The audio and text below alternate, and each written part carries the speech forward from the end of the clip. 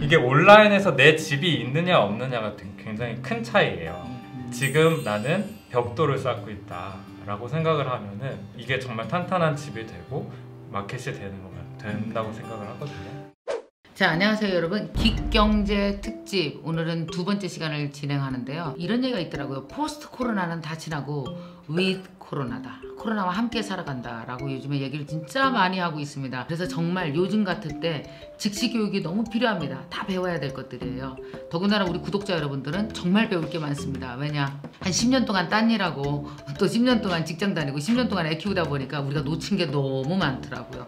그래서 따라잡기가 버겁습니다만, 집에서도 작은 시간으로도 나의 능력을 갖고 돈도 벌고 내 능력도 성장시킬 수 있는 긱 이코노미, 긱 워커가 되라는 뜻에서 이 긱 경제 특집을 저희가 마련하고 있는 중입니다. 저번 시간에는 우리 크몽의 박현호 대표 나오셔서 얘기했잖아요. 오늘은 또 다른 플랫폼에서 멋지게 일하고 있는 한 젊은 분을 모셨습니다. 자, 자기소개 좀 한번 해주시죠. 네, 안녕하세요. 정 과장입니다.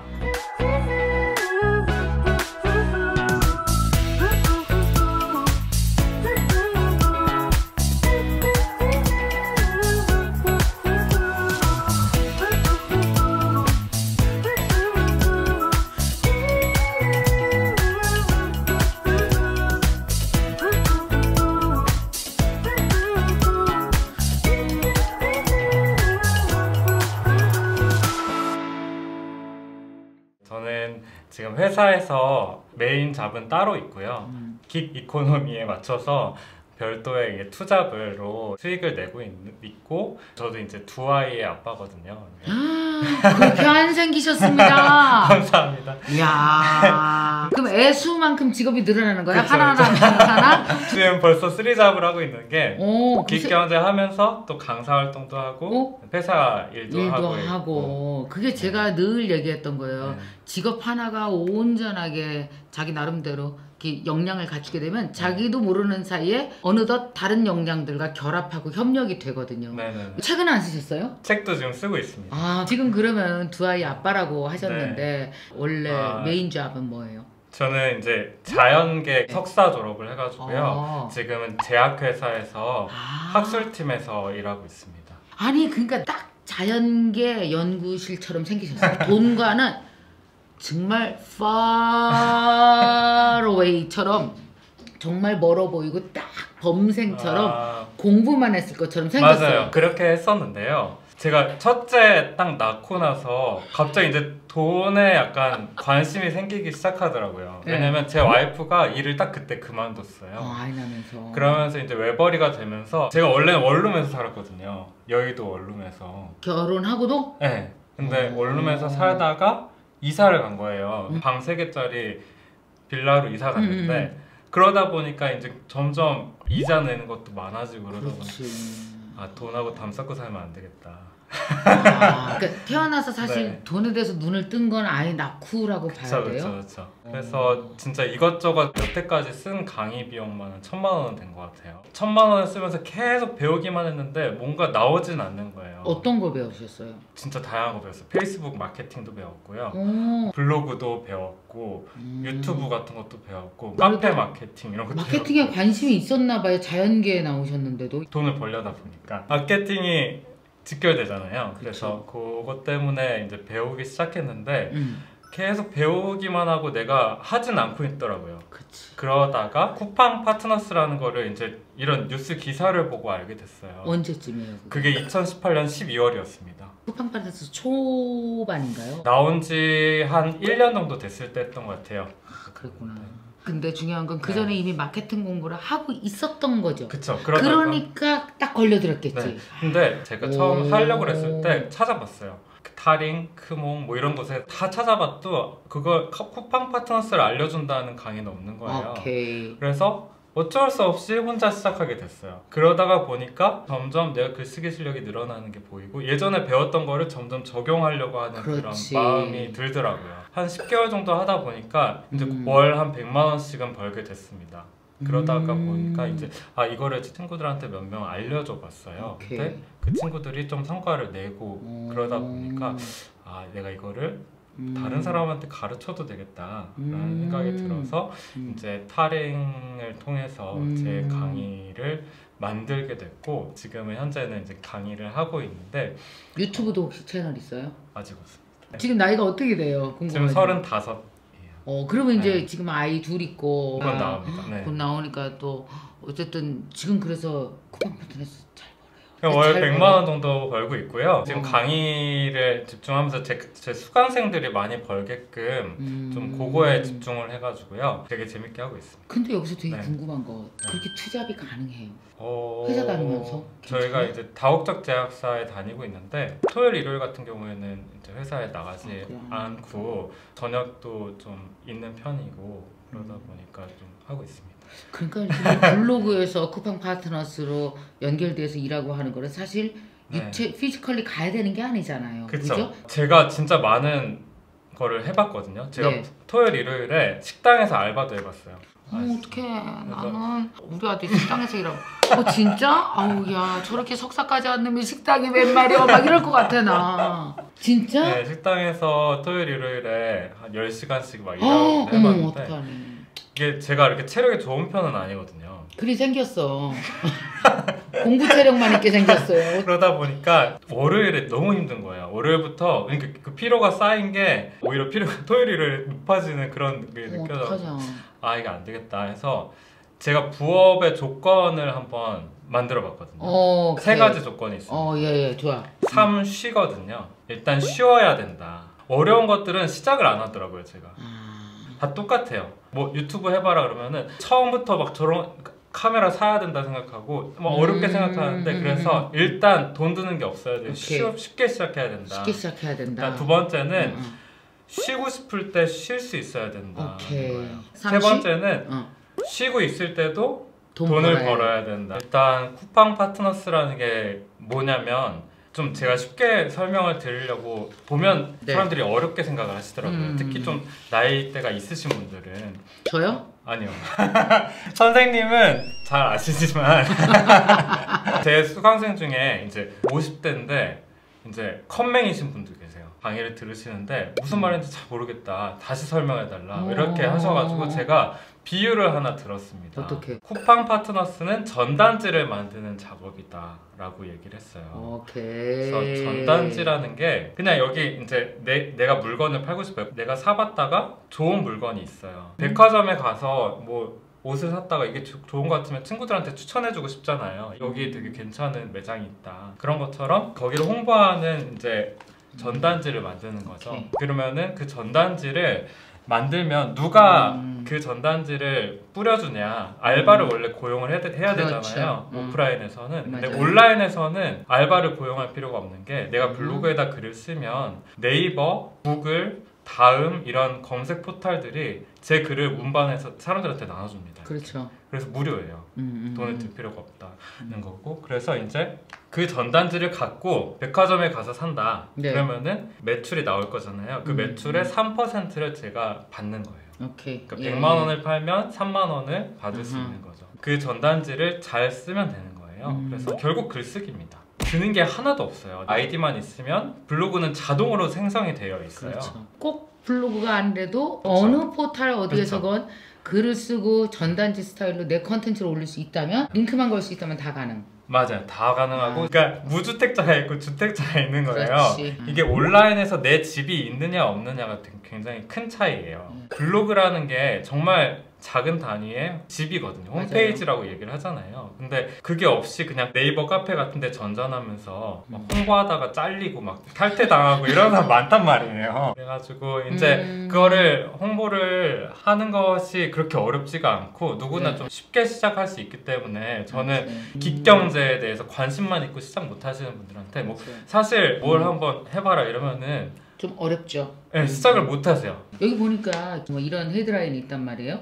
노는 SNS로 용돈 벌기, 쿠팡 파트너스 체험기, 인플루언서 쿠팡으로 월 평균 100만 원 번다. 상품 평 쓰고 월 수백만 원 버는 뭐 수백만 원은 아니겠지만 뭐 누구나 다 수백만 원부터 시작하겠어요. 조금씩 뭐 만 원, 2만 원 쌓아가는 거지. 맞습니다. 그래서 이렇게 매출액 중 일부가 인센티브로 들어온다라는 얘기인데 예를 들면은 뭐 이거는 뭐 무슨 후기입니다 이렇게 써야 되잖아요. 어떻게 써야 돼요?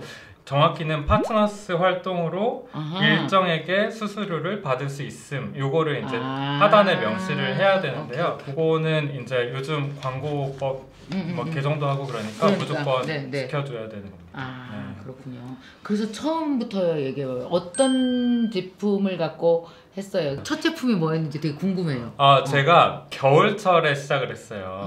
겨울철에 집에 쿠팡에서 산 게 뭐 있나 봤어요. 근데 비타민 D가 있더라고요. 아이들이 비타민 D를 이제 젤리형으로 먹어요. 겨울철에는 애기들이 이제 밖에 못 나가니까 햇빛을 잘 못 보면 비타민 D 성장할 때 필요한데 맞아. 그게 부족하니까 처음에 그거를 올리기 시작했고, 제가 또 제약회사 다니다 보니까 그래도 되게 잘 써졌겠다. 네, 그래서 제약회사 다니니까 잘 쓴 거 아니냐 이렇게 물어보시는 분들이 있어요. 그런데 처음에는 제가 영양제에 대해서 진짜 관심이 아예 없었고 영양제를 먹느니 과일 먹는다 약간 그런 주의거든요. 그래가지고 일단 소개를 하려면 브랜드를 알아야 되는데 브랜드 진짜 하나도 몰랐어요. 그거부터 일단 익히기 시작했거든요.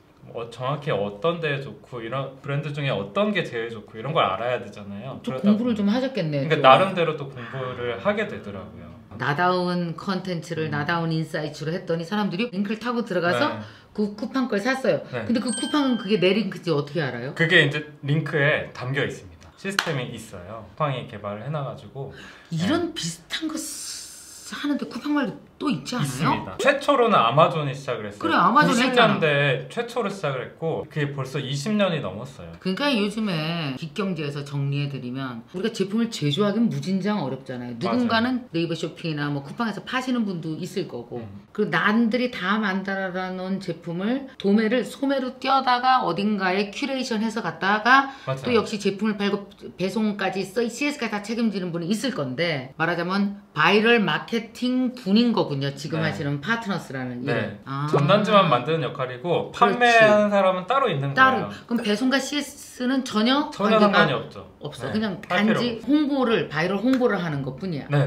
쉬고 있을 때도 돈이 나온다는 게 그 전단지를 온라인에 만들어 놓기만 하면 내가 자고 있을 때도 내가 휴가를 갔을 때도 상관이 없이 블로그에 들어오는 사람은 언제든지 들어올 수 있잖아요. 들어와서 링크 타고 주문하면 쿠팡에서 알아서 그 판매자가 배송해 주는 거잖아요. 전혀 우리 거기에 신경 쓸 필요가 없고 글만 쓰고 싶을 때 글 쓰면 된다. 그래서 그 홈페이지를 만드는 게 중요하다고 말씀을 드렸는데 블로그를 이제 만드는데 조금 시간이 걸려요. 블로그가 활성화되고 유튜브도 마찬가지잖아요. 채널을 만들자마자 갑자기 막 구독자가 100만 되진 않잖아요.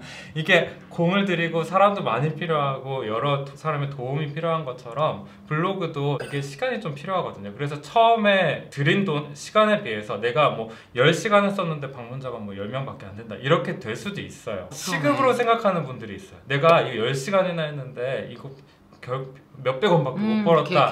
이렇게 생각하시면 못합니다. 근데 그게 아니라 지금 나는 벽돌을 쌓고 있다 라고 생각을 하면은 이게 정말 탄탄한 집이 되고 마켓이 되는 거면 된다고 생각을 하거든요. 제가 요즘에 온라인 저 세상에 당신만의 집이 있냐? 어떤 사람은 되게 목 좋은 곳에 있다.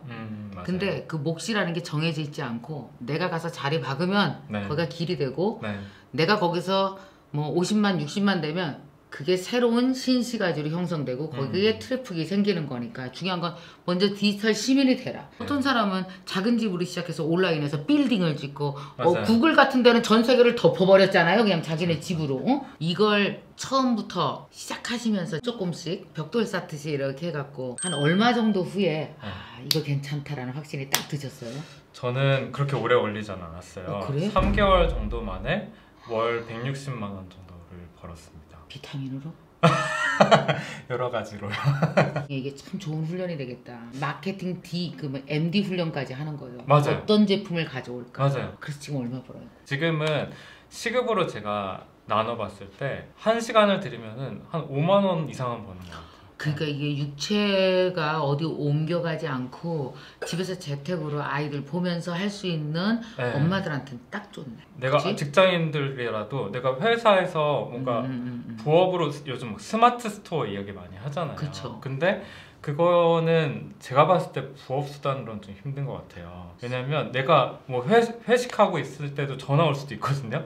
그거 어떻게 다 받고 배송도 어떻게 다 해주고 그렇게 하겠어요. 근데 집에 누가 있어야 되죠. 이 링크를 타고 네. 들어간 경로는 있는데 다른 걸 샀어. 24시간 동안 그 사람이 뭘 사더라도 다 제 매출로 잡혀요. 어떤 경우가 있었냐면 어떤 사람이 그냥 저는 여행 상품을 팔지 않는데 200만 원짜리 여행 상품을 2개를 산 거예요. 그래가지고 갑자기 제 매출 뻥 뛴 적이 있거든요. 그런 행운은 잘 안 오죠, 근데. 잘 오진 않지만 근데 그 제 매출의 한 30%는 제가 파는 게 아니에요.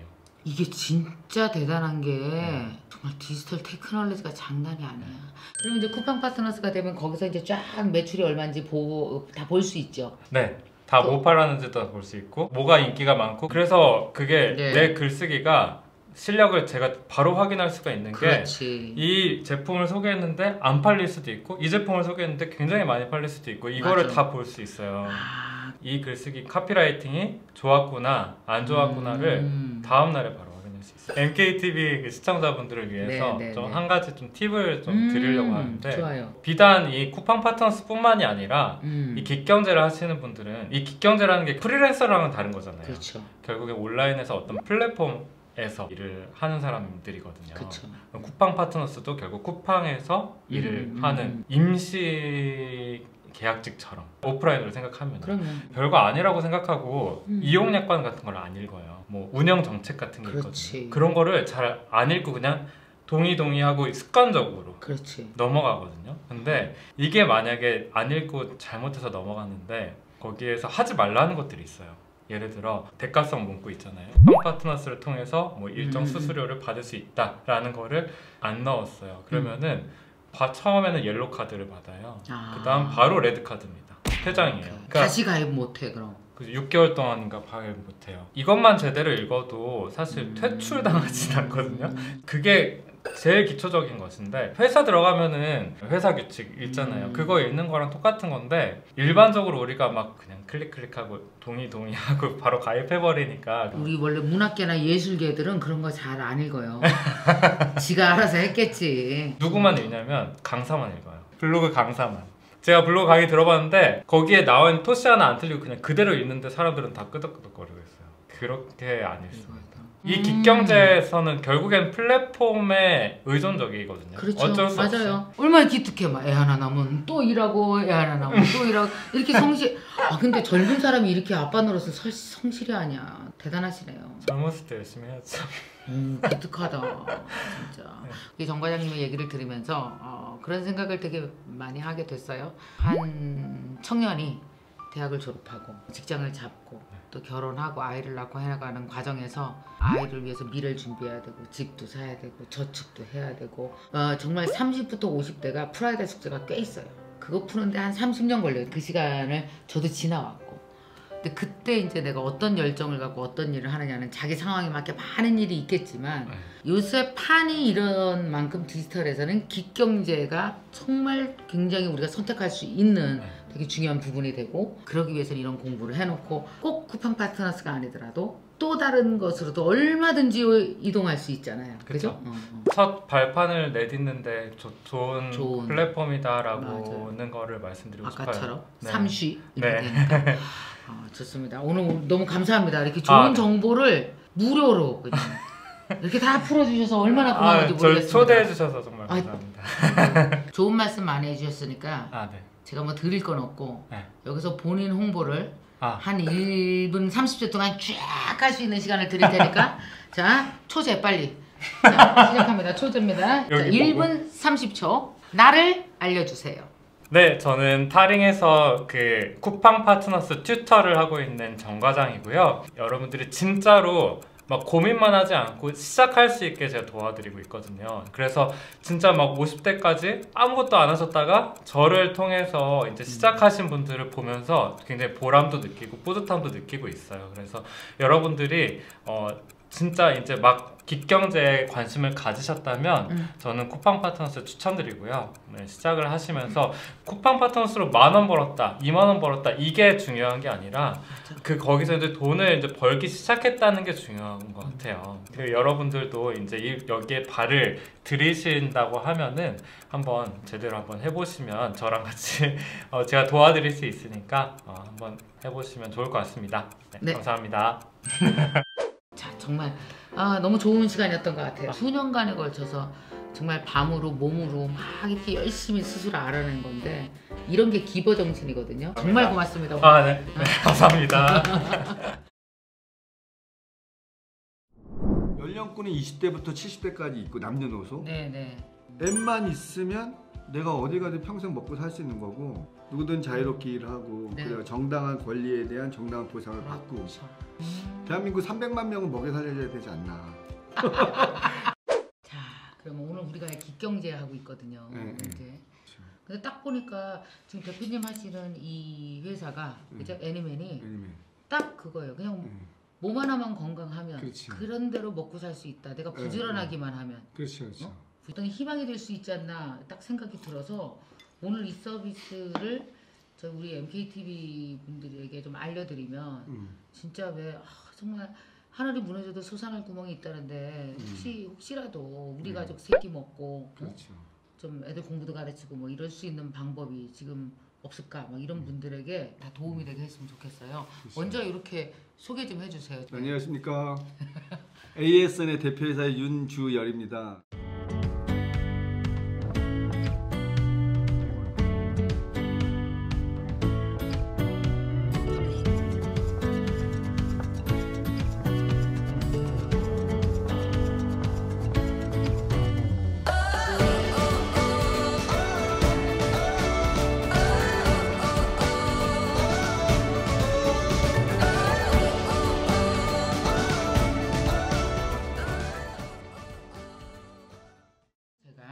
만났으니 다운 한번 받겠습니다. 헬퍼 서비스 투잡 부업 이렇게 써 있네요. 이렇게 요 로고 맞는 거죠? 삼각형. 네, 맞습니다. 이게 공유 서비스인 거잖아요. 마치 우버처럼. 우버 에어비앤비처럼. 그죠? 우버 에어비앤비처럼 내가 갖고 있는 어떤 도와줄 수 있는 능력과 도움을 필요하는 그 무엇과 그것이 anything 무엇이건 가든 Anywhere, anytime. 애니맨 이렇게 되네요. 보통의 공기경제가 나왔던 게 사실 과잉 공급이라는 이슈부터 시작된 거거든요. 너무 많이 세상 사람들이 만들어 놓으니까 계속 만드는 것보다 그걸 만들어 놓은 걸 나눠 쓰는 게 훨씬 경제적이다. 맞아요. 그런 환경적인 문제도 있고. 네. 근데 이제 그게 비단 재화뿐만이겠나 이거죠. 사람도 하나예요. 사람도 그죠. 사람이 오히려 능력이 예전보다 더 스킬도 좋아졌고, 수명도 넓어졌고, 그다음에 건강해졌고. 그렇죠. 근데 대부분 사회생활은 제한적인 그 기간 안에 하고 마치잖아요. 한 55세, 60세. 그렇죠. 근데 그때부터 인생 시작인데.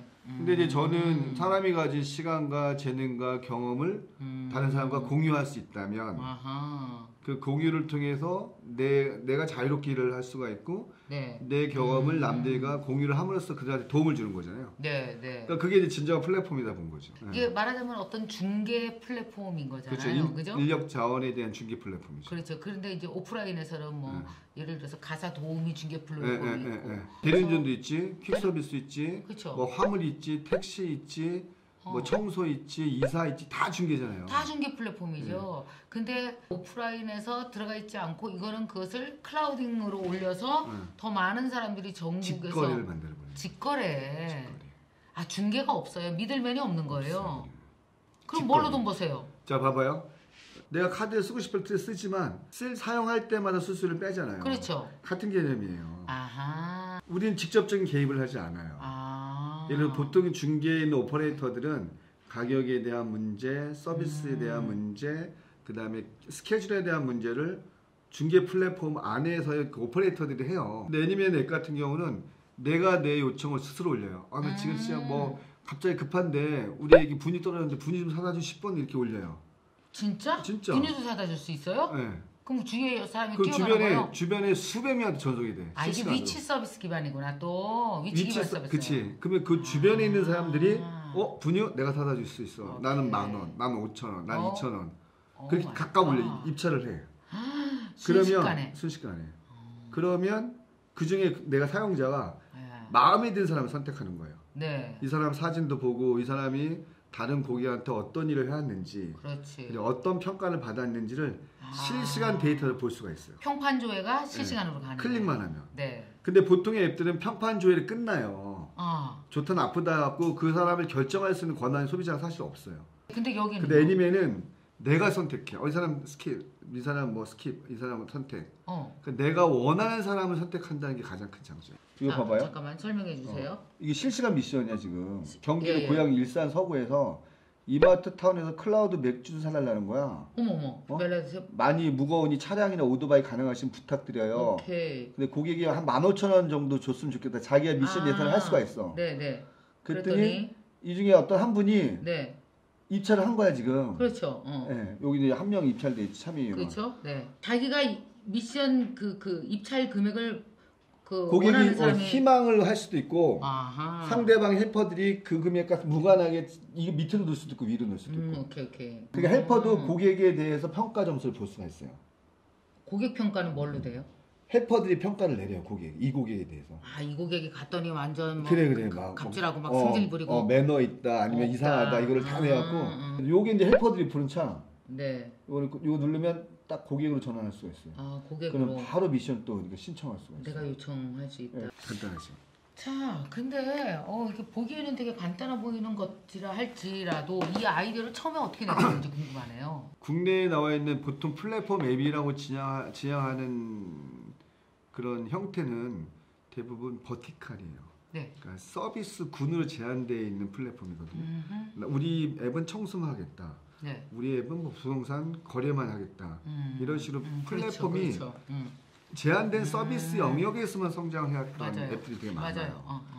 그러니까 결국 무슨 얘기냐면 좀 넓게 보면 플랫폼이란 본질은 사실 어떤 그런 스테이션이잖아요. 그렇죠. 거기서 지나가는 사람과 지나치는 사람이 만나기도 하고 마주치기도 하고 거기서 상업적인 행위가 이루어지는 건데 굉장히 어려운 구조예요. 왜냐하면 개개인과 고객도 개개인, 그렇죠. 헬퍼도 개개인. 이 둘 간의 개개인을 플랫폼 안에서 만나게 하고 이 둘이 합리적인 결과를 끌어내야 되잖아요. 그렇죠. 그리고 합리적인 만족도도 끌어내야 되고. 근데 플랫폼이란 거는 종속되거나 지배력이 없기 때문에 교육을 시키거나 할 수가 없어요, 사실. 그렇죠. 맞아요. 처음에 애니메이션 플랫폼을 했을 때 거의 대부분 회의적이었어요. 상당히 복잡한 고객의 요구가 어떻게 담길 건지. 그리고 금액을 어떻게 결정할래. 그렇지. 그리고 헬퍼 그 수만 명의 우리가 지금 전국에 6만 명 되거든요. 근데 이제 여기서 어떤 이슈가 생기냐면 신뢰는 두 가지가 있어요. 사회적 신뢰, 그냥 내가 어떤 증을 가지고 나는 어디 대학 나왔어, 나는 무슨 자격증이 있어라고 하는 그냥 사회적 평명적 신뢰가 하나가 있고요. 두 번째는 관계적 신뢰가 있어요. 근데 우리는 관계적 신뢰가 훨씬 더 의미가 있다고 보고 있는 거거든요. 그러니까 내가 비록 난 학교는 잘 못 나왔지만 내 친구하고 20년 사귀면서 굉장히 두터운 우정을 가져왔단 말이에요. 관계적 신뢰예요. 근데 애니메이션 앱에서는 두 가지를 다 지향을 해요. 첫 번째는 신원 검증을 통해서 어떤 신분에 대한 신뢰를 확보를 하고, 두 번째는 고객과 애니메이션 헬퍼가의 미션 수행에서 연결되는 거기서 얻어진 경험적 신뢰가 있잖아요. 데이터가 쌓이겠죠. 그렇죠. 그리고 어떤 사람이 이 사람을 어떻게 평가하는지가 나오는데 놀랍게도 지금 수만 명의 고객들이 애니메이션 헬퍼를 이용하면서 직접 이용한 고객들의 이용 평점이 5점 만점에 4.8이에요. 상당히 높아요. 헬퍼는 어쨌든 간에 수익을 벌기 위해서 애니메이션 헬퍼가 들어와서 자기의 평점이 사실 굉장히 중요한 이슈로 작용을 하거든요.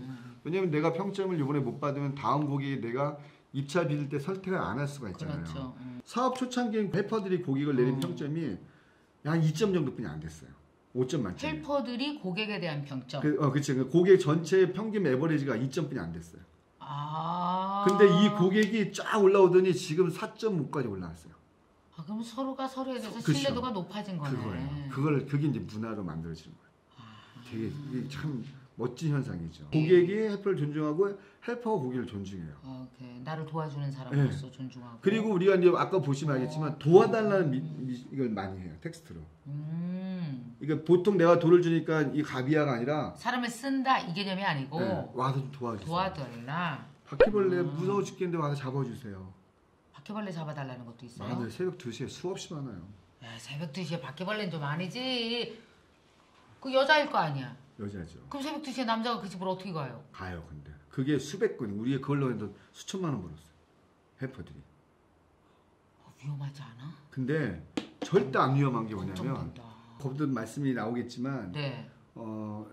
고객 사용자는 헬퍼를 선택할 때 내가 원하는 사람을 선택할 수 있는 데이터가 제공이 되거든요. 앱 안에서. 이 사람이 뭐 예를 들면 A라는 헬퍼가 저는 바퀴벌레 10,000원에 잡아줄 수 있어요. 뭐 B라는 헬퍼는 20,000원에 잡아줄 수 있으니까 가격에 대한 입찰 비동도 되고 네. 인상착의에 대한 입찰 비동도 되고 비교 건적도 되고 또 들어가면 세 번째는 그 사람이 다른 사람한테 어떤 평점을 받아왔는지에 대한 검증도 되고 헬퍼는 고객한테 미션을 올릴 때 자기 팁을 달아요. 아 저는 뭐 어떠한 사람입니다. 저는 뭐 가정을 가지는 아빠입니다. 뭐 아이들하고 있을 때 가장 행복했던 순간. 자기 소개가 들어있구나. 네. 해퍼들이 그 안에서 고객이 그걸 보고 인간적이다. 혹은 다른 고객한테 많은 평점을 받았다라고 하면 그런 사람을 선택하는 게 되게 많죠. 그렇구나. 그러니까 이제 그런 걸 보고 자기 나름대로 신뢰도를 쌓아나가고 그 신뢰도가 아까 말씀하신 대로 계속 누적이 되게 되면 그 사람의 가치가 올라가는 자기 가치가 올라가고. 그러니까 사람들이 어렵고 뭐 밤에 부탁을 한다든지 할수록 그 가치나 평점이 높은 사람들 그렇죠. 그 사람들 선택되는 거죠. 이제 신뢰를 높이고 맞아요. 위험은 줄이고 이렇게 하는 거군요. 그렇죠. 그런 사람들 많죠. 그럼 예를 들어서 이제 엄마나 여자들 입장에서 많이 이용하는 서비스는 뭐가 있을까요? 녹색 어머니 참. 그거 진짜 많이 했어요. 초등학교 때. 네, 그럴 줄 알았어. 녹색 어머니 대신해 주세요. 진짜 많았어요. 왜냐면 그거 엄마들 되게 스트레스 받더라고요. 왜냐면 맞벌이잖아요, 대부분. 그렇죠. 근데 펑크 낼 수는 없고. 그러니까 이제 그렇다고 엄마들끼리 그 공유하시는 분들도 있는데 이게 부탁하다가 또 하면 또 자기도 해야 되고 하니까 그렇다고 돈 주기도 민망하고 잘 깔끔하게 그냥 애니메이션 올려요. 녹색 어머니 많아요. 아, 녹색 어머니. 급할 때. 근데 참 올라오는 검색어를 잘 보면은 요즘 세상 트렌드가 보이겠어요. 그렇죠. 이게 되게 트렌디해요. 옛날에 이제 한동안 반려견의 이슈가 있어 반려견 산책도 많았고 반려견 산책. 강아지를 데리고 다닐 수가 없잖아요. 이거 호텔에 맡기면 비싸거든. 그리고 강아지 비싸요. 스트레스 엄청 세대요. 그러니까 차라리 강아지를 집에 놔두고 강아지를 좋아하는 헬퍼가 가서 밥 주고 응가 치워주고 이렇게 오는 거야. 정해 시간에. 그걸 또 한 2, 3일 계약을 하더라고요. 그런 거 많아요. 그 헬퍼는 그럼 누구나 될 수 있어요? 헬퍼는 신원만 확실하고 미성년자는 아직은 안 되고요. 그 신원만 확실하신 분들이 좀 다 돼요. 우리가 요구하는 5가지 사항에 대해서 성실히 기입하면 다 되고 한 번 헬퍼가 되면 크리티컬하게 문제가 되지 않은 이상 평생 직장을 가져가세요. 그러면 한 가지 더 질문 드릴게요. 요즘처럼 이렇게 사실은 그 직장을 잃고 이러는 분들이 많단 말이에요. 네, 많죠. 많이들 오시나요? 심지어는 70대 되신 분들도 계세요. 아, 그래요? 연령군은 20대부터 70대까지 있고 남녀노소. 네네. 직업은 대학생부터 일반 프리랜서, 그다음에 사업하시는 분, 교수, 변호사 다 있어요. 영어 번역가도 있고. 심지어는 그 약간의 지체를 가지신 장애분들도 있어요. 그분들은 이제 원래는 기초생활수급자를 하다가 애니메 헬퍼가 돼서 그걸 한 100에서 150 벌어가요. 근데 행복해해요. 그러니까 보통의 아까 말씀드렸던 다른 앱들은 한 가지 특기가 있어야 돼요. 청소를 잘한다든지 운전을 잘한다든지 뭔가 내가 잘해야 될 것이 남들한테 보여줄 만한 것들이 있어야 되거든요. 그리고 그걸 또 지속적으로 반복적으로 해야 되잖아요. 근데 헬퍼들은 어느 날 가서 못 봐가지고 2만 원, 어느 날 산책해주고 강아지 산책해주고 또 1만 원, 어느 날 가서 뭐 장 봐주고 또 어머니 뭐 갑자기 급한데 요양본 좀 모셔달라면 요양본 또 모셔드리고 그 모든 일들이 되게 다양한 고객층을 만나는 사람들 만나요. 커뮤니티에 이러시고요. 제 방에 책 선반이 떨어졌거든요. 떨어진 채로 그대로 있어서 제가 지금 철물점 가서 사다 박으려고. 아니 헬퍼 한번 불러봐요. 헬퍼 포인트 좀 드려. 우리 회사의 서브 가치가 누구든 자유롭게 일하라거든요. 오케이, 누구든 자유롭게 일하라. 내 신원이 확실하고 내 성실성이 답보가 된다면 나는 애니메이션 앱만 있으면 평생 먹고 사는 거야. 서울에서 활동했던 헬퍼가 부산에 이사를 가게 됐는데 부산에 또 활동한다고 좋다고 우리한테 메일도 보내오고 하더라고. 감사하다고.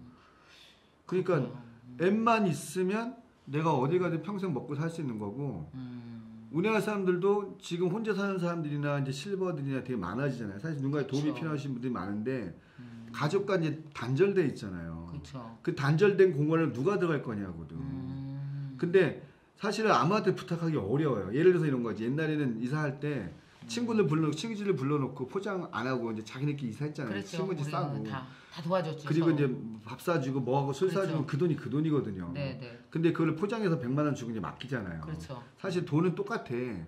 근데 똑같은 입장으로 보시면 돼요. 옛날에 이제 우리 집안에서 형제, 동생, 엄마, 누나들이 해줬던 것들을 이제는 1인 가족들이 많으니까 그렇지. 그걸 대신해 줄 사람이 가족의 한계를 넘어야 그렇지, 되는 거죠. 그렇지. 그래서 우리가 애니맨이라는 플랫폼 만들 때 서비스 관점에서 만든 게 아니라 약간 커뮤니티 관점에서 만들었어요. 서로 소통의 관점. 그래서 내가 보통 앱들 보면 선택하게 돼 있거든요. 서비스 그렇죠. 선택하는데 네네네. 이거는 프리텍스트로 카톡처럼 나 이거 한데 누가 좀 도와주세요. 나 지금 시간이 없어 밥을 못 먹었는데 누가 밥 좀 사다 줘. 이렇게 부탁을 해요. 고객들이. 그러니까 밥 사줘가 아니에요. 그러니까 헬퍼들이 난 도와주러 가야겠다라고 생각해갖고 도와주는 거예요. 이 얘기도 좀 해볼게요. 그러면 이제 다른 분들이 좀 보시는 분들이 그러면 수수료는 얼마지? 뭐 헬퍼는 전체 수익의 90%를 가져가요. 우리는 7%를 가져가고. 그게 어떻게 되냐면 이제 자세히 설명해드리면 네. 내가 이거 좀 사다 주세요 했어요. 네. 근데 이제 서비스 비용을 2만 원 내가 요청했단 말이에요. 결제를 하면 헬퍼는 미션이 완료가 돼요. 서로 완료를 딱 누르면 이제 자기 가상 계좌로 적립이 돼. 가상 카운팅이 되는 거죠. 네, 그렇죠. 그걸 찾기를 눌러. 네. 그럼 카드 수수가 3% 정도 돼요. 그렇죠. 그럼 우리가 회사에서 차감을 해요. 우리 수익을 빼버려요. 오케이. 그러면 마치 회사 수수료가 10%인 것 같지만 카드 수수료가 3%고 그쵸, 예. 회사는 약 7%씩 예. 나머지 90%는 어쨌든 헬퍼가 가져간다. 예. 제가 이제 작년에 8월 달쯤에 이러지 말고 헬퍼들한테 더 수익을 주자. 그래서 90으로 해드리고 우린 10%만 하겠다라고 해서 10% 선언하고 나서 했는데 이제 상황은 이제 9대1로 된 거죠. 그게 옛날에는 처음에 할 때는 20%였는데 10%를 인하하셨네요, 수수료를. 네. 저는 가급적이면 헬퍼들은 수수료는 더 내야겠다, 더 내야 되는 게 맞다라고 봐요. 왜냐면 그들의 노동력이니까. 그러면 이것도 좀 여쭤볼게요. 이 기경제라고 하는 것에 대해서 안 좋은 이미지도 꽤 있어요. 있어요. 노동력 착취라든지 그렇죠. 뭐 정당한 대우를 못 받는다든지 네, 그래서 이제 우버가 이슈가 많이 됐던 거잖아요. 맞아요. 그거에 대해서는 어떻게 생각하세요? 이 공유 경제 서비스를 시작하시면서 대표님 하셨던 생각. 이게 결국은 뭐냐면 네. 무게 중심이 공평하지 않아요. 한쪽에 쏠려 있는 거예요. 그 배치 방식에 대한 문제, 가격 결정에 대한 거, 그다음에 뭐 이런 것들이 근데 다 개입을 해버리잖아요. 그렇죠. 그러니까 당연히 종속되는 거예요. 그러면 오케이. 프리한 게 아니에요. 근데 우리는 하나도 개입되는 게 없어요. 당신네끼리 다 해라. 그 대신에 이 플랫폼 사용료에 대한 비용만 내라. 대신에 너희들이 정당하고 합당한 거래를 할 수 있도록 너희들의 정보를 내가 다 보여주겠다.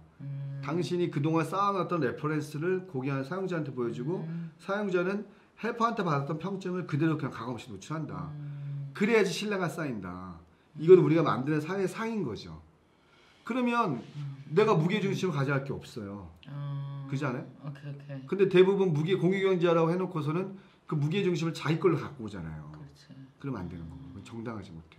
요즘에 사실은 우버라든지 대표적 공유 서비스가 코로나 때문에 직격 떨어지고 있죠. 예, 우버 엄청 했죠. 에어비앤비도 그렇고. 근데 이건 어때요? 같은 공유 서비스인데. 저희는 공유 서비스인데 약간 네. 이 성질이 다르잖아요. 네. 우버나 에어비앤비는 자기 거를 공유하는 거잖아. 우버는 자기 차를 공유하는 거고, 그렇죠. 에어비앤비는 자기의 집이나 공간을 공유하는데, 애니메이는 무형의 내 능력을 공유하는 거잖아요. 공간을 공유하는 게 아니기 때문에 바이러스로부터는 그렇죠. 좀 더 자유로울 수 있다. 지금 우리 서비스를 정의하자면 언택트 투 컨택트예요. 근데 그게 뭐냐면 나하고 헬퍼하고는 언택으로 움직이잖아요. 그렇죠. 이거 앱이니까. 그래 안 만나도 되거든. 뭐 갖다 주면 그 앞에 해주고 뭐 해달라고 하면 해주면 되는 거고. 근데 헬퍼는 거기 가서 사회하고 컨택트가 되잖아요. 그렇죠. 고객 사용자 입장에서 언택트로 연결되는 거죠. 그러니까 오히려 저희는 코로나 시기 때 그렇게 결정했어요. 오히려. 요즘같이 코로나 때는 참 근데 회사로서는 사실은 안전도 엄청 중요한 이슈잖아요. 우리가 이런 게 열심히 있어요. 하셔야겠어요. 쿠팡이나 이제 다른 업체는 집합 건물 안에 같은 공동 그 영역 안에서 같이 생활하는 게 많잖아요. 그렇죠. 막 집화장 같은 수많은 명이 이렇게 막 하잖아요. 근데 헬퍼는 전국에 다 있으니까 각자의 집에서. 그렇지. 그게 사실은 더 보호받는 거지. 모여 있지가 않으니까. 뭐 헬퍼들 자체도 되게 이제 왜냐면 코로나 걸리면 잘 일을 못 하니까 그래서 굉장히 조심해서 많이 하죠. 혹시 안전 문제 같은 건 터진 적 없어요? 안전 문제요? 옛날에 뭐 우버도 뭐 안전 문제 때문에 되게 고생했잖아요. 아니 대한민국 국민들이 그나마 이게 좀 성실하고 그래서 뭐 특별하게 우리가 이제 축의금 전달이 많다고 그랬잖아요. 네. 사실 나는 처음 보는 사람한테 부산에 있는 헬퍼한테 내 친구 결혼식 가달라고 돈 20만 원 보내야 되거든요. 그럴 때는 고객이 그렇게 크리티컬하거나 문제 있는 거는 경험이 많은 헬퍼를 선택해요. 그게 우리의 경쟁력인 거야. 그러면 일단 헬퍼는 뭐 이제 누구나 할 수 있지만 뭔가 이제 신원의 결격 사유가 없이. 그렇죠.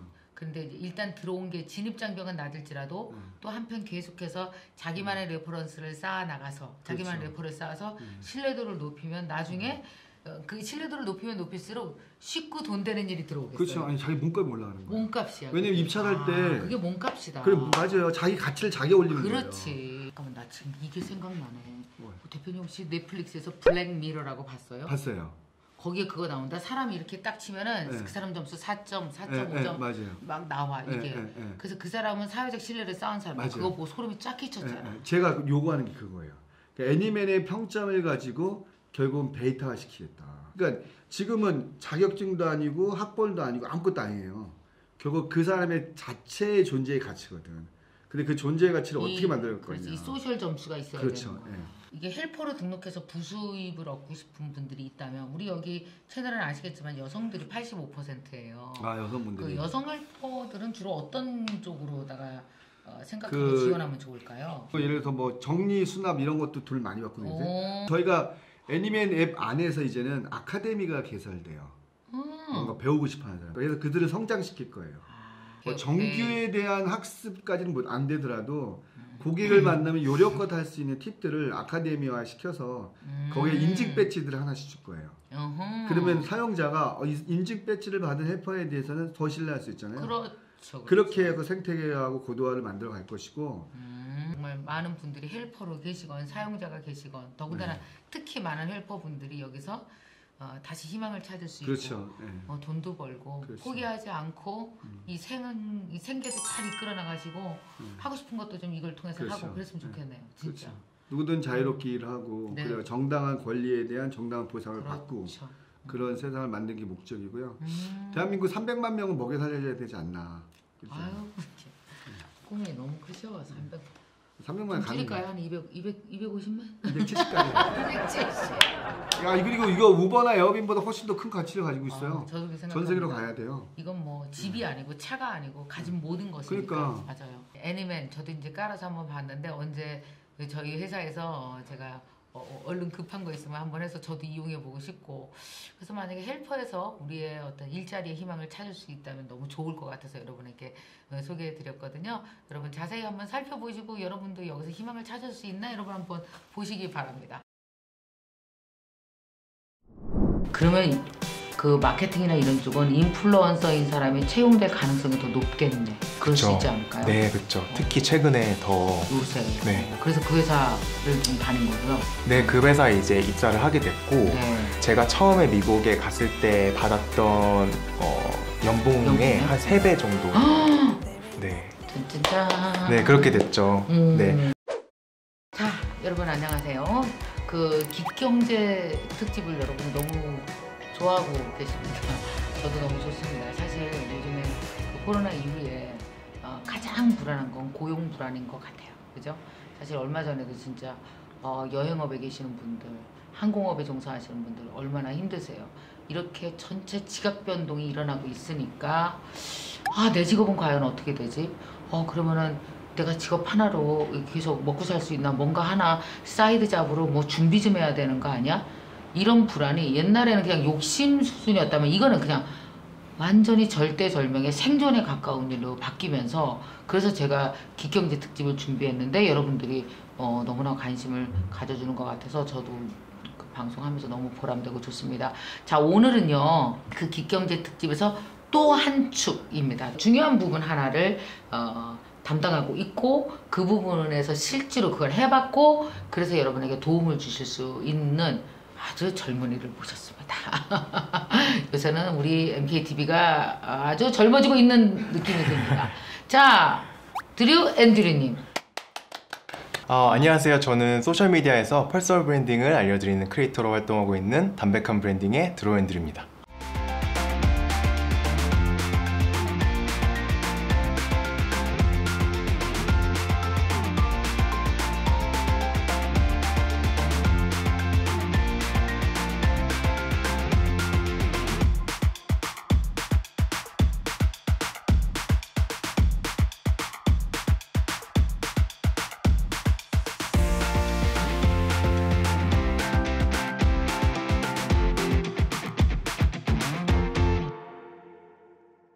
담백한 브랜딩 드로앤드류. 이름이 조금 어렵죠.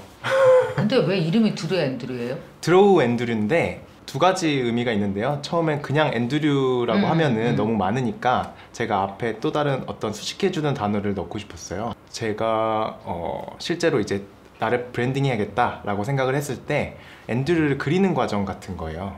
그래서 드로우 앤드류. 드로우 앤드류. 네, 앤드류를 그려라. 약간 이런. 앤드류를 그려라. 그런 뜻으로 본인이. 네. 자, 그러면 우리 그 얘기 먼저 좀 같이 해봤으면 좋겠거든요. 그 앤드류의 브랜딩을 좀 얘기한다면 어떤 일을 하고 있어요, 지금? 하고 있는 일이 되게 많은데요. 우선 유튜브 컨텐츠 크리에이터로 활동하고 있고, 그리고 이제 인스타그램에서는 인플루언서로 활동하고 있고요.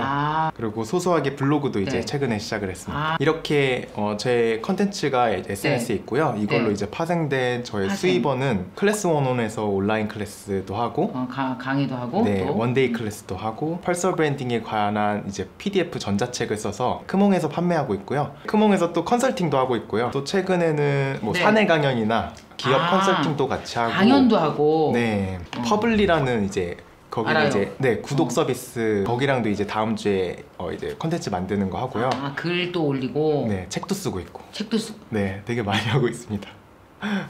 그 모든 것들이 지금 보니까 줄잡아 약 7개로 쫙 펼쳐졌어요. 네. 그러면 결국은 이게 다 무르익으면 7개에서 수입이 다 들어오는 거잖아요. 맞아요. 네. 정확히는 10개예요. 수익 파이프라인. 수입 파이프라인 10개예요. 네, 10개예요. 근데 그 10개가 가능한 세상이죠. 솔직히 말씀드리면요, 정말 대단해요. 아, 감사합니다. 정말 대단해. 이걸 되게 짧은 시간 내에 일어났다는 거예요. 근데 물론 여기까지 오는데 고생한 기간은 있어요. 네. 그러나 이것이 딱 시작하고 나서부터는 확 퍼져나갈 수 있었던 이유가 나는 앤드류가 브랜딩을 확실히 했기 때문인 것 같아요. 이 중심을 딱 잡아놓으니까 이게 싹 뿌려진 거죠. 그죠? 네, 맞습니다. 그게 난 너무 배우고 싶고, 그리고 우리 구독자 여러분들에게 내가 너무 알려주고 싶은 부분이 바로 그 부분이라서 오셨거든요. 네. 그러면 지금 이 얘기를 좀 해줘요. 1인 브랜딩이라고, 1인 브랜드라는 말 진짜 많이 해요. 네. 개인화, 1인 브랜드. 그죠? 네. 갈수록 이제 개인화가 되기 시작하니까 개인과 개인끼리가 모여서 거래하는 시장이 점점 커지는 거예요. 이 매스 시장보다 이게 뭐죠? 마이크로 시장이 훨씬 더 커지잖아요. 네, 그죠? 맞아요. 그럴 때 1인 브랜딩이 왜 그렇게 중요한 거예요? 사람들의 소비 패턴이 바뀐 게 가장 큰 것 같아요. 그래서 예전에는 기능적인 가치가, 그 제품 안에 있는 기능적인 가치가 굉장히 중요한 역할을 했어요. 네. 그래서 뭐 새로운 기술이 나오면 그 기술이 들어가 있는 제품이 인기가 많았는데 요즘에는 이제 정보 과잉 시대가 돼서 기술력들이 다 비슷비슷해진 거죠. 그렇죠. 그러니까 제품들도 갖고 있는 기능적 가치가 다 비슷비슷해진 거예요. 상향 평준화가 돼서. 그럼 여기서 사람들이 여기서도 똑같은 물건을 살 수 있고 저기서도 똑같은 물건을 살 수 있는데 그럼 이 중에서 사람들이 선택할 때 어떤 걸 보고 고르냐? 그게 브랜드라는 거죠. 근데 저는 그게 개인한테도 똑같은 것 같아요. 예를 들면은 저 같은 경우에도 뭐 제가 인스타그램 강의를 판매한다. 그러면 인스타그램 강의가 세상에 많잖아요. 그렇죠. 근데 그 중에 드로우앤드류의 강의를 선택하는 이유는 저라는 사람에게 감정적으로 이제 연결이 된 거죠. 그렇죠. 네, 저희 구독자들, 제 팔로워들이. 그러니까 다른 사람들과 경쟁할 필요가 저는 없는 거죠. 네. 다른 사람들과 경쟁할 필요가 없다. 네. 그게 핵심이네요. 네. 내가 되게 우리 구독자분들에게 되게 알려주고 싶었던 게 그 1인 그 퍼스널 브랜딩. 나는 퍼스널 브랜딩이 옛날에 오프라인에서는 별로 맥을 못 쳤다고 봐. 오히려 온라인 시장에서 퍼스널 브랜딩은 그 이름 하나로 쫙 퍼져나가서 훨씬 중요해. 네, 그래서 그게 더 무서운 것 같아요. 소셜미디어라는 거가 어떻게 이제 확장성이 너무 좋거든요. 그리고 진짜 이게 현 시대의 가장 강력한 마케팅 도구예요. 맞아요. 네, 적은 돈으로 할 수 있는. 그렇죠. 네. 근데 그 마케팅을 기업들은 돈 주고 엄청 하지만 나는 내가 브랜딩 만들어서 내 마케팅 내가 하는 거지. 네, 그렇죠. 지금 그렇게 큰 거잖아. 네. 그래서 이제 자기만의 코어 컨텐츠를 찾아야 되는 거죠. 누구나 있을까? 누구나 있습니다. 그렇죠. 그리고 그 코어 컨텐츠는 여러 가지가 될 수도 있어요. 네. 네. 한 사람이 저 같은 경우에도 사실은 SNS 마케팅이 처음에는 코어 컨텐츠였는데 지금은 SNS 마케팅 그리고 퍼스널 브랜딩이 또 저의 컨텐츠가 됐어요. 점점 가지를 쳐간다. 네. 이게 나무 하나가 굵으면 쫙 가지를 쳐. 네. 이게 왜 그렇게 됐냐 제가 한번 곰곰이 생각을 해봤는데 SNS 마케팅에 대해서 이야기를 했어요. 처음에 인스타그램을 성장시키는 방법 이런 거를 하다 보니까 사람들의 질문이 어려운 점이 이거를 저는 똑같이 했는데 팔로워가 늘지 않아요. 그래서 그분들의 계정을 검토해 보니까 그분들의 문제점이 퍼스널 브랜딩이 되어 있지 않은 게 문제점이었어요. 그래서 제가 만들기 시작한 콘텐츠가 퍼스널 브랜딩 관련 콘텐츠였고 이 퍼스널 브랜딩에 대해서 막 이야기하다 보니까 사람들이 퍼스널 브랜딩이 너무 어려워요. 그럼 이게 왜 어려울까 생각을 해봤더니 그럼 이제 지금부터 제가 만들어가는 콘텐츠는 사실은 이제 자기 성찰로 넘어갔어요. 결국에는 나에 대해서 잘 이해하고 있는 사람이 퍼스널 브랜딩도 잘하더라고요. 잘 만들죠. 그래서 저는 이제 코어 콘텐츠가 점점 생기고 있어요. 제가 아까 그 차별화된 포지셔닝이라고 말씀드렸던 부분도 사실은 저를 소개할 때 퍼스널 브랜딩 코치입니다 라고 하지만 제가 다른 퍼스널 브랜딩 전문가 분들이랑 경쟁을 했을 때 저는 뭐 좋은 학력이 있는 것도 아니고 오래된 경력이 있는 것도 아니고 혹은 뭐 그와 관련된 책을 막 여러 권 쓰신 분들이랑 이렇게 대결을 하면 저는 질 수밖에 없어요. 근데 저의 이제 차별화 전략은 저는 SNS 마케팅을 현업에서 일한 경력도 있고 실제로 지금도 인플루엔서로 일하고 있고 그리고 유튜브, 블로그, 인스타그램 이렇게 다양한 플랫폼에서 지금도 이제 활동하고 있는 90년대생 퍼스널 브랜딩 코치는 누가 있을까 생각해 보면은 저라는 사람밖에 없는 거죠. 브랜드가 확실하면 누가 와서 붙는데 브랜드가 확실하지 않고 그러면 자기가 찾아가야 돼요. 찾아가요. 그래서 난 브랜드가 제일 중요해. 네. 그럼 그 얘기를 좀 하세요. 다들 이제 되게 저도 되게 궁금하거든요. 그 원래 그 히스토리를 조금 얘기해 주세요.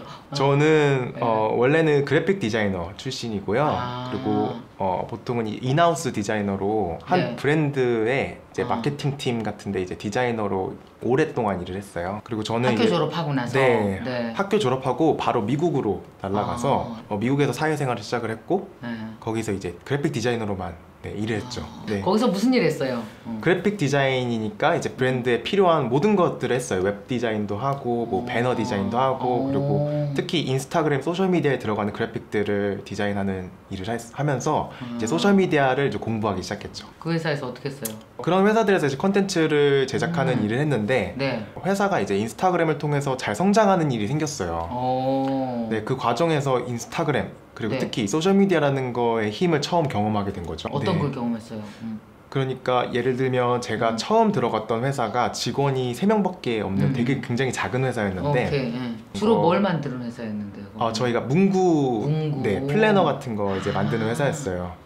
그렇구나. 그래서 저는 이제 문구 제품을 디자인해서 그거를 예쁘게 사진을 찍어서 뭐 웹배너도 만들고 그리고 뭐 소셜미디어에 들어가는 이미지도 만들고 그런 걸 했었는데 저희 마케터 친구가 일이 너무 바쁘잖아요. 그런 오프라인 마케팅 쪽으로 많이 하다 보니까 그래서 저보고 그냥 너가 보정하는 김에 그냥 인스타그램에 사진 올려 이렇게 하게 된 거예요. 인스타그램을 갑자기 하게 됐구나. 제가 맡아서 하게 돼서 근데 이제 잘하고 싶잖아요. 그렇죠. 그러니까 그거에서 이걸 어떻게 잘할 수 있을까 이런 것들을 많이 공부하게 된 거죠. 이게 되게 좋은 정신이다. 잘하고 싶어야 돼. 맞아요. 어디 있어도 잘하고 싶어야 성공해. 그래서 그때 되게 주인의식을 갖고 이 작은 회사를 한번 내가 키워봐야겠다. 내 브랜드라고 생각하고 그래서 그 브랜드를 열심히 키웠죠. 그런데 정말 신기하게도 인스타그램 사진을 보고 어떤 큰 대형 업체에서 연락이 온 거예요. 사진을 잘 찍었나?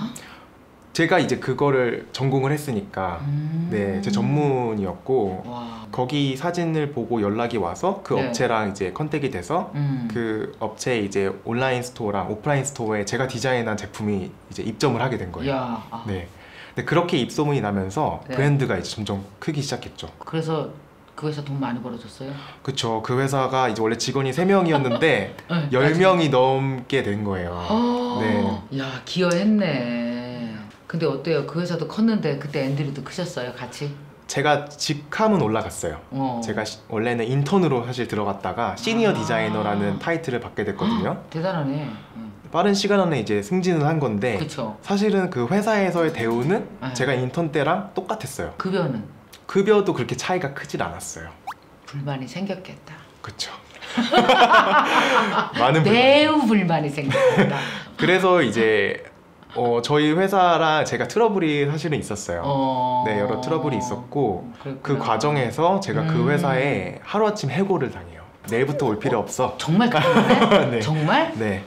내일부터 올 필요 없어가 해고야? 네. 그랬구나. 아무것도 못 가져오게 해서 진짜 제 집만 가지고 나왔거든요. 그때 어떤 한 도끼를 품은 것 같아요. 제가 속으로. 네. 내가 더 이상 이제 회사에 이렇게 휘둘리면서 회사 브랜드만 키워줄 수 없다. 나라는 브랜드를 키워야겠다. 그때 처음 이제 다짐을 했죠. 오기가 딱 생겼구나. 네.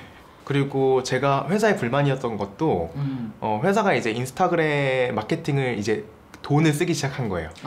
그러면서 인플루엔서들한테 저희 제품을 이제 나눠주고 돈도 주면서 이제 리뷰하게 하고 네, 광고를 부탁하는데 네. 저는 그게 되게 이상하게 보였어요. 왜냐면 나도 그거 예쁘게 사진 찍어서 올리는 일을 나도 하는데 왜 저 사람은 돈을 더 많이 받고 더 적게 일하고 네, 좋아하는 일로 저렇게 행복하게 살까? 그게 너무 부러운 거예요. 나도 그렇게 하고 싶다. 네, 나도 그렇게 하고 싶다. 그래서 나도 할 수 있는 건데 그럼 나도 해봐야겠다. 그럼 나도 인스타그램에서 인플루엔서가 돼야겠다. 그 생각으로 제 개인 계정을 키우기 시작했죠. 제가 인스타그램이 성장을 하고 네. 다른 곳 회사들이랑 이제 면접을 보기 시작할 때 다 인스타그램에 대해서 질문을 하시는 거예요. 그게 네. 마음에 들었구나. 인스타그램. 네. 그때가 또 인스타그램이 되게 핫한 마케팅 도구였을 때일 거 아니야. 맞아요. 면접을 보시는 분들도 다 저를 그냥 디자이너가 아니라 SNS 마케팅을 잘하는 디자이너로 보니까 그게 차별화예요. 잘했다. 네, 그게 그래서. 저의 이제 차별화 포지셔닝이었죠.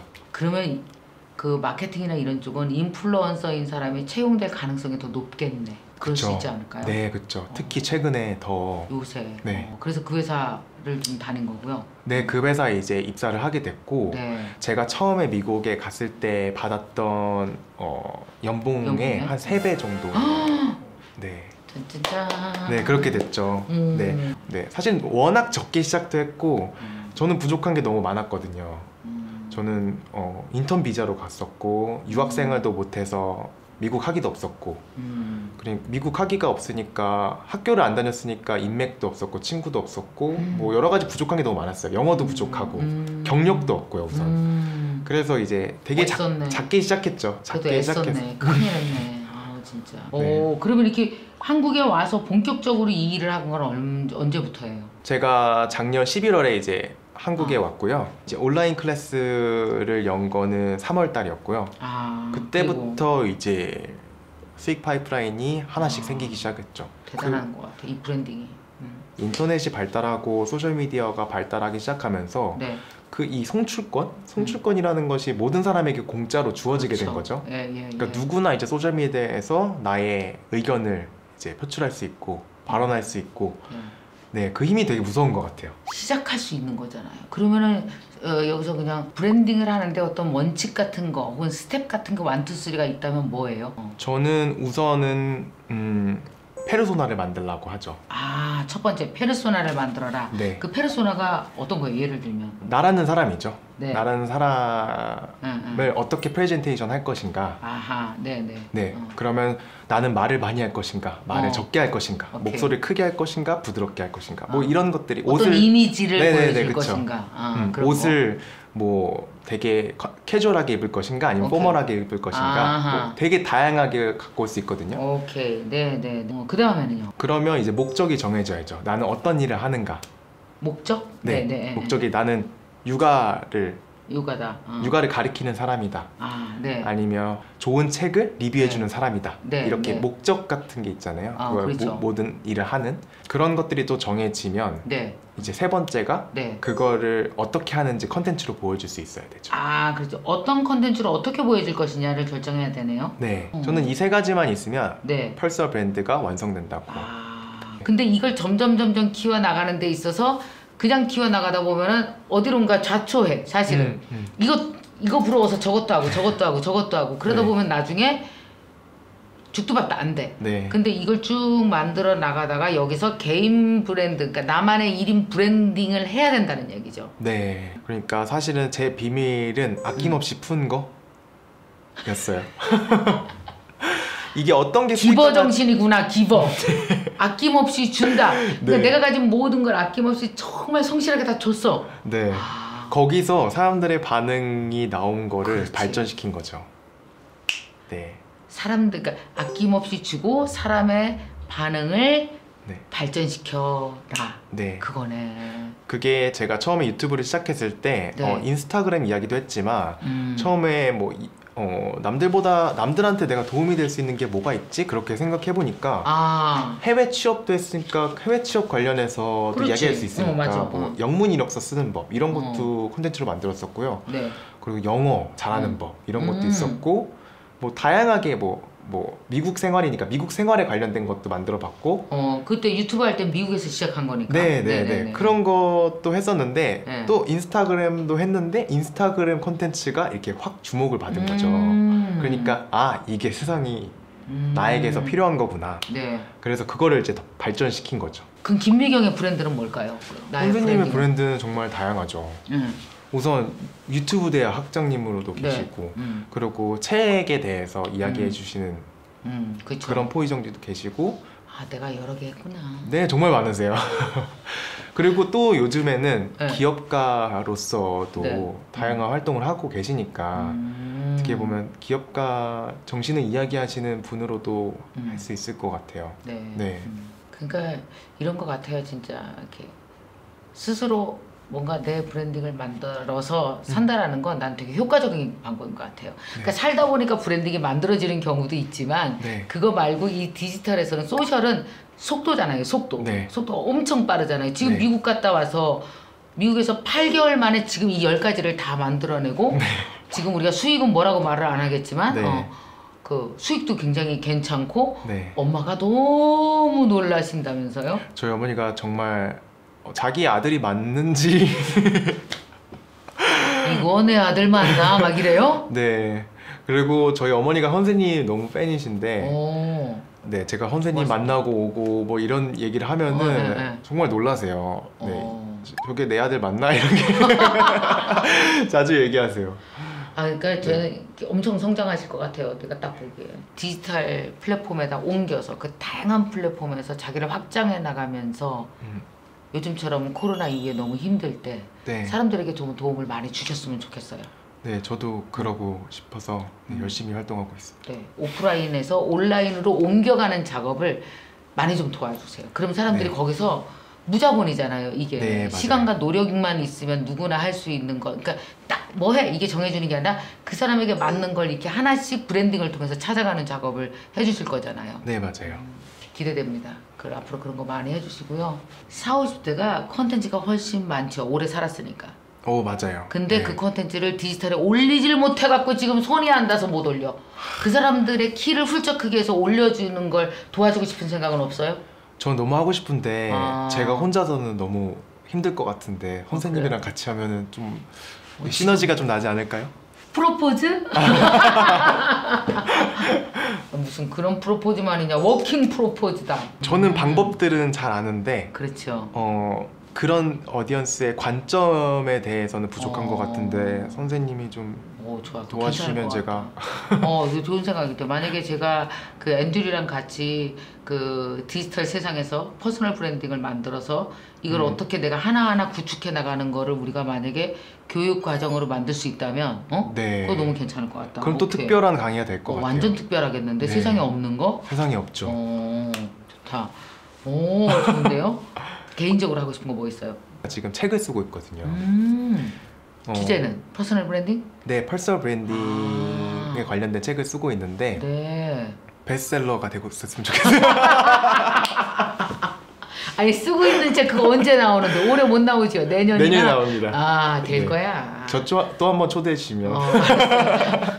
될 거야. 근데 이제 그러니까 PDF 몇십 페이지짜리를 크몽에 파는 걸로 시작했는데 이게 또 한 1년여 만에 책으로 또 진화하네요. 네. 그러니까 뭐든지 이 작은 것이 이만큼씩 뻗어 올라가는데 그 줄기가 10개라는 게 네. 그게 딱 내 브랜딩을 갖는다는 게 이 시대에 너무 디지털 플랫폼에서 중요한 것 같은 거.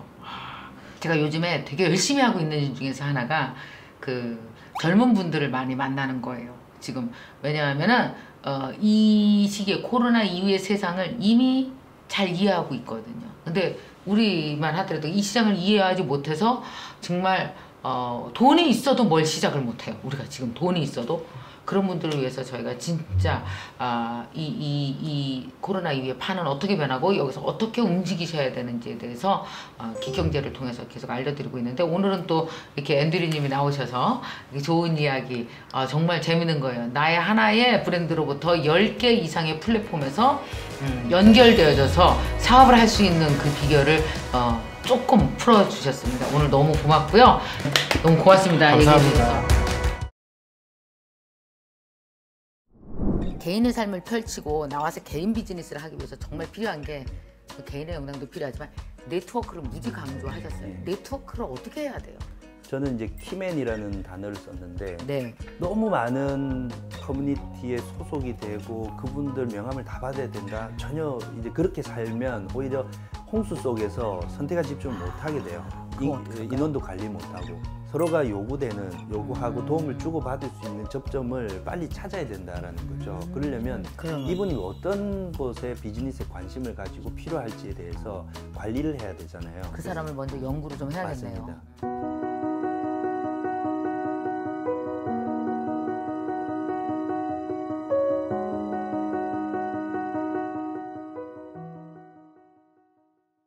네, 안녕하세요. MKTV 사랑하는 MKTV 구독자 여러분 반갑습니다. 저는 개인의 시대가 온다 저자 서준열입니다. 네. 제 직업이 10개로 알고 있는데 그 사이 또 하나가 더 늘어가지고 10개 이상이라고 표현하겠습니다. 흔히 소위 대기업이라고 하는 GS 리테일이라는 회사에서 직장 생활을 하다가 2015년 말에 제가 이제 퇴직을 하고 5년째 지금 독립 비즈니스 인디펜던트 워커로 살아가고 있습니다. 여기 보니까 우리 서준열 대표님 시작하겠습니다. 제가 한국공유경제진흥원 대표, 강남구 1인 가구 커뮤니케이터 커뮤니티 센터 운영법인 대표, 온라인 푸드마켓 미스터 아빠 공동대표, 명지대 공대 겸임교수, 동국대 최고의 가정주인교수, 온라인 우리 원격 평생교육원 경영학 교수, 생분해 플라스틱 전문기업 주식회사 이콘 사내이사. 이렇게 많아. 죄송합니다. 정말.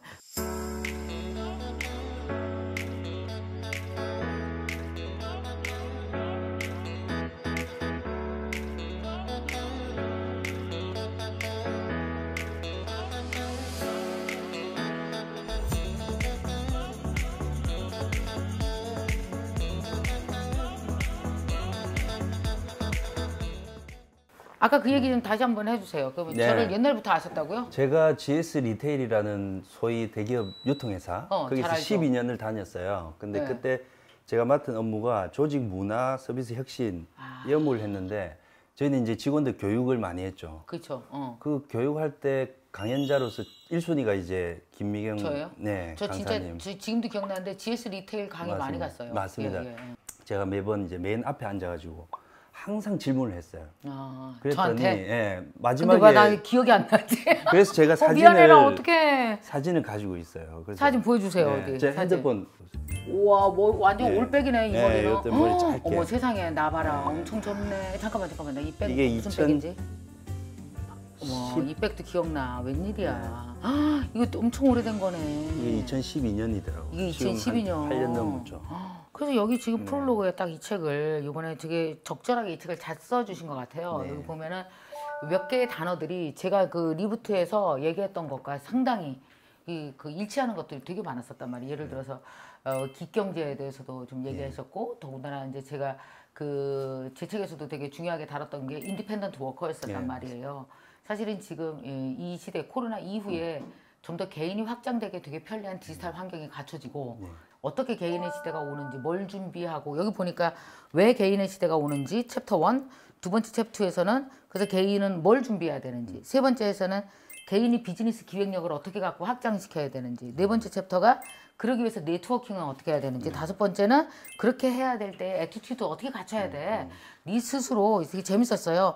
네 안에 네 감정 조절 팀을 둬야 되고 평화롭게 마음을 만들어야 되고, 왜냐하면 되게 불안하고 힘들 수 있거든요. 그럼에도 불구하고 먼저 여쭤보고 싶은 것은 개인의 시대가 온다라고 확실히 확신하는 이유는 뭐예요? 저는 이제 아까도 말씀드린 집단의 시대에서 개인의 시대로 이렇게 왔다라고 체감을 한 건 가장 결정적인 그 이유는 코로나가 1월에 이제 나오기 전에 사실은 이미 감지가 되었어요. 그럼요, 맞아요. 작년부터 이런 실리콘밸리에서는 이미 개인을 조직에 소속시켜 놓고 급여를 주면서 고정비를 계속 기업에서 가지고 가는 형태를 바꿔간 겁니다. 맞아요. 그래서 저는 노동의 본질이 갑자기 바뀌었다라는 생각을 했는데 그게 저희가 아는 페이스북이나 구글, 뭐 넷플릭스가 정말 글로벌 기업이 있는 그 실리콘밸리에서 이 슈퍼 인재라고 하는 그 C 레벨들을 이제 임시로 그냥 고용을 하더라고요. 맞아요. 그다음에 이제 가상의 직함을 주고 필요할 때 쓰는, 그리고 그거에 대한 그냥 급여를 일반 급여보다는 좀 적게 주고. 그러니까 이게 개인들과 이 집단 간의 어떤 메커니즘이 약간 바뀌어간다라는 생각을 하다가 코로나가 터지고 재택근무로 돌아갔을 때 사실은 이런 분들의 역할, 사회적 쓸모가 너무 많아진 거죠. 이 일을 잘하는 전문가에게 그냥 바로 맡겨서 성과만 내면 된다라는 인식이 강해졌죠. 그러면서 이제는 흔히 말해서 B2C라고 하는데 노동시장도 B2C가 열렸다. 맞아요. 그럼 이 C는 누구냐? 그냥 개인이 자기의 직업을 가지고 있는 자. 그럼 꼭 이게 워크플레이스라는 직장에 소속되어 있지도 않아도 되지 않냐라는 거거든요. 그러면은 예를 들어서 이제 우리가 그러니까 사실은 집단에 있을 때 되게 편한 점 중에 하나는 그러니까 이제 그렇잖아요. 어쨌든 급여가 사실 급여가 제일 주는 좋은 게 예측이 되잖아요. 다음 달에 내가 얼마 벌지. 그러니까 적금도 들고 뭐 투자도 하고. 처음에 불안하셨을 것 같아요. 회사 나오셨을 때. 집단에서. 그때 GS 리테일 좋은 회사인데. 처음에 사실은 저 같은 경우는 그런 이제 선배의 모습을 봤고 나도 언젠가는 나와야 된다. 그러니까 사람이 생명을 마감하는 거하고 똑같은 느낌. 퇴직이라는 건 언젠가는 해야 되는데 그걸 지금 내가 고민을 미리 시작하는 것도 나쁘지 않겠다라는 생각을 해서 이제 자기 개발을 계속 해왔던 거죠. 뭐 밤에는 야간 대학원을 다니고, 그리고 이제 주말은 사실은 주 5일 근무제 때 저는 나머지 이틀을 저한테 주 2일 근무제를 아예 줬어요. 그렇게 했는데 아까 말씀하신 것처럼 직장이 가지고 있는 가장 강력한 무기는 사실 월급이에요. 월급을 이길 수 있는 사람은 없어요. 그렇죠. 근데 그 월급의 메커니즘을 제가 한번 이제 생각을 한 거죠. 월급의 메커니즘도 알고 보면 저는 유통회사에 있었기 때문에 결국 그 월급을 주는 사람이 누구인지를 저는 좀 알아요. 고객이 줍니다. 맞아요. 고객이 준 돈을 직장이라는 어떤 큰 시스템 안에서 이제 분배를 하는 형태인데 중간 매개체가 다 같이 모아서 분배하는 형태죠. 근데 그게 이제 고정적이고 이제 시기가 정해져 있다라는 안정감. 그러다 보니까 어떻게 보면 큰 이제 레일을 달리는 엄청난 안정적으로 가는 기차 같은 느낌인데 이 기차에서 내리면 사실은 이제 나고자 아니면 뭐 튕겨 나가는 도태되는 이런 사람이 될 수도 있다라는 두려움이 있죠. 그러면 여기서 또 하나 제가 여쭤보고 싶은 게 많은 사람들이 두려워하는 거 몇 개 물어볼게요. 첫 번째는 이게 사실 우리가 말이 좋아 개인의 시대고 개인 CEO지. CEO 되기 전까지는 사실 무슨 CEO야 혼자지. 그야말로 개인이잖아요. 그때 처음에 몇 년간은 좀 힘드시지 않으셨어요? 퇴직하기 전에 시간 강사 자리를 알아봤어요. 대학교에. 미리 조금 알아봐야죠. 해놓으셨구나. 왜냐면 6개월이 끝나면 그렇지, 안 되지. 급여가 떨어지잖아요. 그거를 백업할 수 있는 이제 보험을 들어놓는 거죠. 그게 이제 우리 김미경 퀴즈다 보니까 교육적으로 가야 되겠다. 그래서 강사를 하기 시작했죠. 흔히 말하는 이제 비정규직 강사인데 무슨 강의 하셨어요? 거기서 마케팅 강의를 했어요. 마케팅. 하여튼 GS 리테일에서 마케팅에 관련된 일도 많이 하셨잖아요. 그리고 이제 대학교에서는 좀 뭐 실증적인 학문이 좀 부족하니까 이제 그렇게 했는데 이 학교가 어디 있냐면 울산에 있었어요. 울산에 있는 울산 폴리텍 대학교인데 서울에서 왔다 갔다 하는데 차비가 와이프보다 더 나오지 않아요? 강사를 추월했어요. 그래서 와이프가 이거 보더니 이거 뭐 몰래 카메라 찍는 거야? 뭐 월급으로 왜 사람을 웃겨 이러더라고. 아니 그게 아니고 이게 뭔가 있어 나의 미래는 이랬는데 그때 사실 방에 숨고 이랬어요. 제가 월급이 그때 60몇만 원 이렇게 나왔어요. 어떡하냐. 그러니까 이제 저는 이 자체가 씨앗이라고 아까 말씀드렸듯이 또 다른 공간을 계속 찾았던 거죠. 그리고 이제 동아방송예술대 학교에서 또 공고가 나서 그리고 또 그 경력으로 지원을 한 거죠. 그 집단의 개인에서 이제 진짜 나라는 개인의 개인으로 이제 딱 섰잖아요. 근데 이게 개인만 되면 안 되고 개인에서 사업이 확장돼야 되잖아요. 10개 이상의 직업을 가지고 자기를 확장해 나가시는 중이잖아요. 이게 프리랜서와 개인 CEO와 뭐가 다르다고 봐야 돼요? 달라요? 프리랜서는 일을 받아야 돼요. 일이 없는 기간에 대해서 자기 스스로가 또 다른 일을 찾아야 돼요. 근데 독립 비즈니스는 내가 주도적으로 시장을 찾아서 나가는 거예요. 그러니까 전문적인 직무가 없습니다. 저는 제가 흔히 말해서 빅 웨이브, 돈이 도는 곳에 찾아다니는 거예요. 자기가 독립적으로 찾아 나선다는 거죠. 그럼 지금 개인으로 계시면서 전에보다 수입은 그러면 늘으셨어요? 예, 수익은 당연히 늘었죠.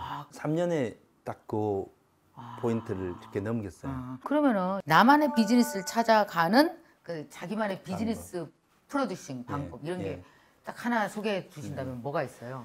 일단 저는 제가 본사라고 생각을 하고 일종의 그룹에서의 이 헤드쿼터. 그러니까 제가 계열사를 운영을 한다고 생각해요. 이게 다 계열사잖아요, 그죠? 근데 이 계열사가 사회공헌을 중심적으로 움직이는 계열사도 필요한 거죠. 왜냐하면 나의 이미지가 지금 평판 시스템이 너무 잘 돼 있잖아요. 그러니까 맞습니다. 개인이 브랜딩이 되고 이 퍼스트 브랜딩이 너무 중요한 시대인데 그러면 나의 이미지를 계열사에서 어떻게 이미지 메이킹을 할지에 대한 건 스스로가 구조를 만들어야 되거든요.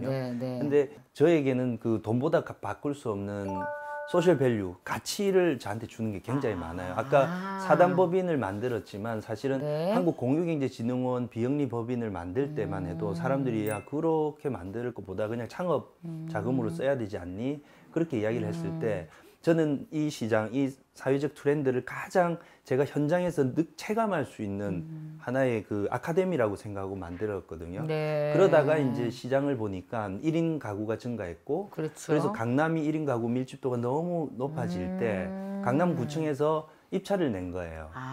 제가 한국공유경제진흥원으로 그 입찰을 받은 거죠. 그럼 그 일을 하기 위해서 제가 목적성으로 나는 이런 지방정부 사업권을 따내야 돼라고 했다면 저는 그런 사람들도 제 진정성을 보면서 모이지 않았을 거고 기다림도 없었겠죠. 하다가 뭐 제가 근데 이제 그런 것처럼 씨앗을 계속 뿌려 나갈 때 내가 브랜딩이 잘 되고 있는지 나의 가치관이 흔들리지 않는지를 계속 고민을 이제 했던 것 같아요. 그래서 지금 보면은 개인의 삶을 펼치고 나와서 개인 비즈니스를 하기 위해서 정말 필요한 게 뭐 개인의 영향도 필요하지만 네트워크를 무지 강조하셨어요. 네트워크를 어떻게 해야 돼요?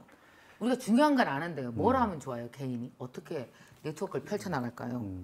저는 이제 키맨이라는 단어를 썼는데 저는 일에도 효율성이 있어야 되고 네트워크도 너무 많은 커뮤니티에 소속이 되고 그분들 명함을 다 받아야 된다. 전혀 이제 그렇게 살면 오히려 홍수 속에서 선택과 집중을 못하게 돼요.